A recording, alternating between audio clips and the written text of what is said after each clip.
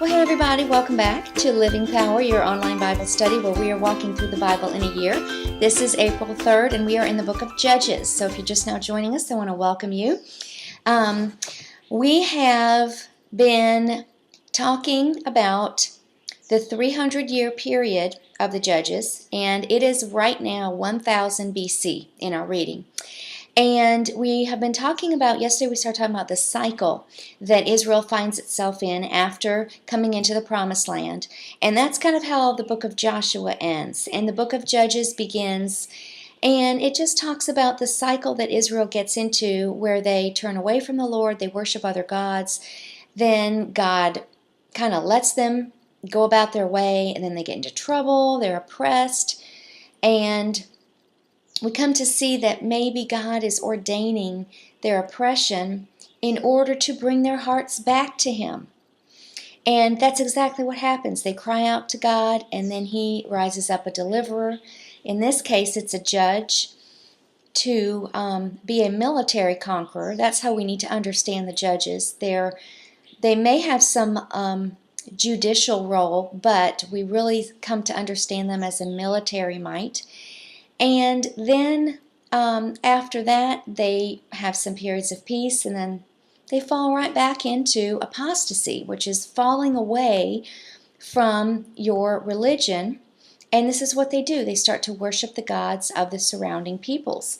So Abimelech is a person that we were introduced to yesterday. He is one of Gideon's sons. And he has sort of by treachery taken over as king of Shechem. He's ruled for 3 years, and today we learn his time is up. God caused men to revolt against him because he had killed 70 of his half-brothers senselessly. And the curse of Jotham, the parable of the trees that we read about yesterday, is being fulfilled today. And ladies, didn't you find it interesting? Didn't you find it somewhat humorous, actually, that he was so embarrassed because he was killed by a woman?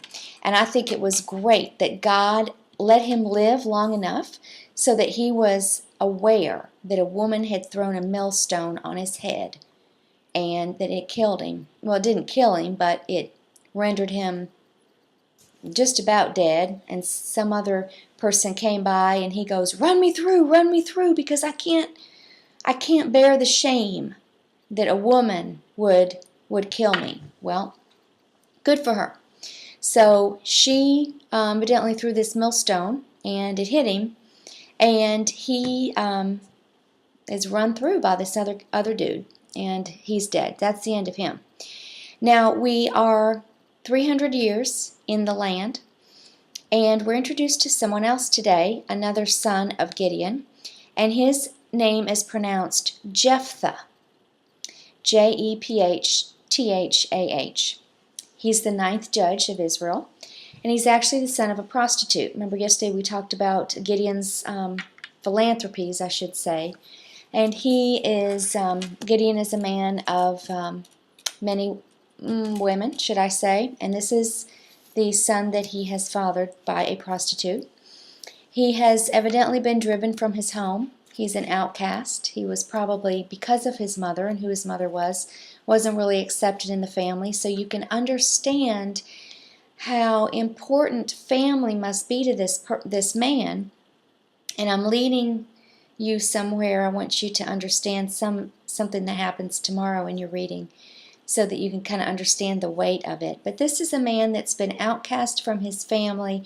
He's not really had a family, so to speak. I'm sure it's very special to him, very important to him. And at this period of time, it's been about 45 years of peace. The people have turned away from God, and naturally He wants them back. God is a jealous God. He wants their hearts. So He allows the Amorites to come against them. And the people go to Jephthah and ask him to lead them. And he does. And this is the first step that he takes is a non-military action. He goes for diplomacy, which doesn't really work in the end, but good for him for trying. And he told the king of the Amorites, when the king says to him, I demand the land back that your ancestors took, he's like, wait a second, that was 300 years ago. Why are you just now saying something? But he says something very important. He says it was God who took that land from you, not me, not us. It was God who did that. And by the way, why is it taking you 300 years to ask for it back? Just a pretty good question. So at the end of our reading today, it says the king paid no attention. So we're to understand that the diplomacy failed in that respect. But here we have a least expected person, outcast by his family, fathered or mothered by a prostitute. Well, his mother was a prostitute. And we just are reminded again today that the Lord can use just anyone. And, you don't have to come from the best family or have the most money or have the best education. God can use anyone, and He does, and He wants to use ordinary people just like you and me and this individual, Jephthah. The oppressors that we're reading about are the Amorites east of the Jordan and the Philistines west of the Jordan, so that kind of gives you an idea of where they're located. The gods of these foreign nations, let me remind you of their names. The Moabites worshipped Chemosh, the Philistines worshipped Dagon, and the Amorites worshipped Molech. For 18 years, the Amorites oppressed Israel, and the Israelites were in great distress. In Judges 10:10, it says, they cried out to the Lord for help. Now notice what they said. We have sinned against you. Yes, God's probably thinking, yes, you've stated a fact. And He's like, what next? What next? But the what next never comes. God says, well, let the gods you worship save you. And Israel says, no, you, please rescue us. And God's waiting, and He's waiting, and He's waiting for them to say something that they never say. But in verse 16, it says, when the Israelites put aside their foreign gods and served the Lord, He was then grieved by their misery, and He was then moved to help them.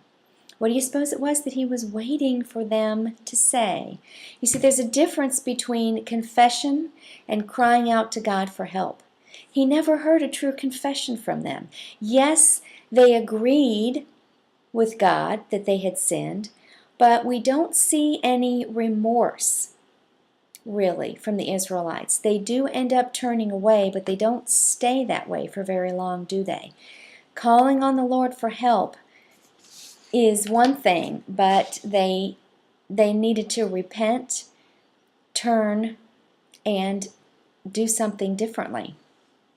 Well, the Ammonites began their war here in 11 verse 4, but God is lifting up a deliverer, and this man Jephthah gives credit to God for the wars in the past. He gives credit to God by being judge. He acknowledges that God is judge and who will decide who is right. Samuel mentions him, Jephthah, in a later speech, and he's even listed in the book of Hebrews, the faith book. Jephthah is even listed there. I thought that was very interesting. Well, that's an introduction to this man, Jephthah, but tomorrow you're going to learn a little bit more about him. Tragedy befalls this conqueror in a really big way, and I'm not going to spoil it for you, but it's a really good story tomorrow, and we're going to talk a little bit more about that. So as you read tomorrow, look for what happens to him when he comes home from the battle, and what do you think he actually does, because he's faced with a dilemma. What do you think he actually does as far as the choice that he has? And we'll talk about that tomorrow. Well, this is a short lesson. I hope you've enjoyed it. Until tomorrow, blessings everyone. See you then.